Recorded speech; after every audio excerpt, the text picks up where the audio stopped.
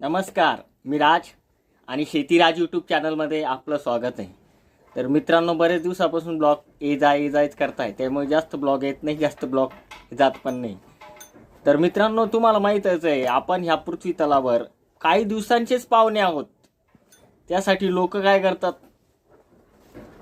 त्यांना माहित आहे आनंदित जगलं पाहिजे, आनंदित राहिलं पाहिजे, हे लोक सोडून देतात आणि 2-2 वर्षाचे उफळे पाफळे वर काढतात. काही लोकांची ना माहित आहे का, भांडणं करायची एक मानसिकता असते.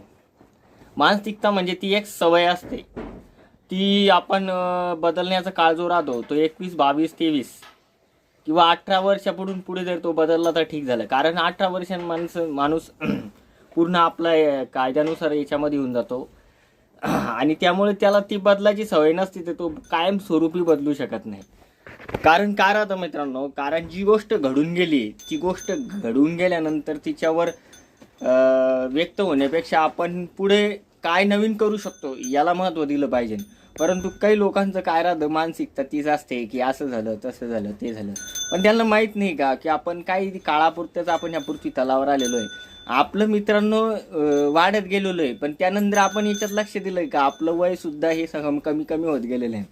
अगोदर 10 वर्षापूर्वी कसा होतो, 3 वर्षापूर्वी कसा होतो, 2 वर्षापूर्वी कसा होतो, किती बी सायन्स पुढे गेलं तरी तुम्हाला मागं आणू शकत नाही, तुम्हाला पुढेच नेऊ शकतं.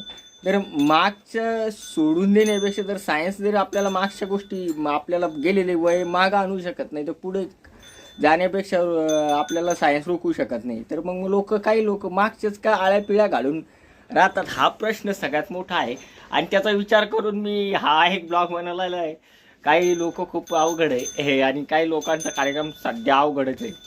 कारण ते काय करतात माहिती आहे का, जिथे आपल्याला जास्त एनर्जी लावायची, जिथे जास्त एनर्जी जाळायची, तिथे कमी जाळतात. म्हणजे ज्यावेळेस गाडीला चढायचं असतं त्यावेळेस तिथे ताकद कमी लावल्या जाते, आणि ज्यावेळेस गाडीला जोर लावायची गरज नसते त्यावेळेस लोक बळजबरी जोर लावतात आणि ते आपलं डिझेल पेट्रोल जास्त प्रमाणात खर्च करून टाकतात.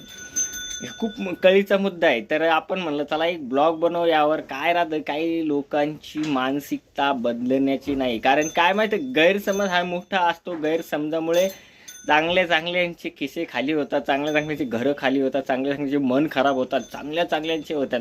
पण संयमाने माणसाची खतरनाक अवघड असणारी लढाई ही जिंकल्या जाते.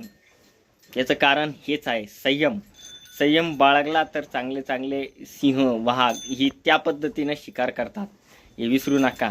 संयम आणि शांती, संयम आणि शांती एकच.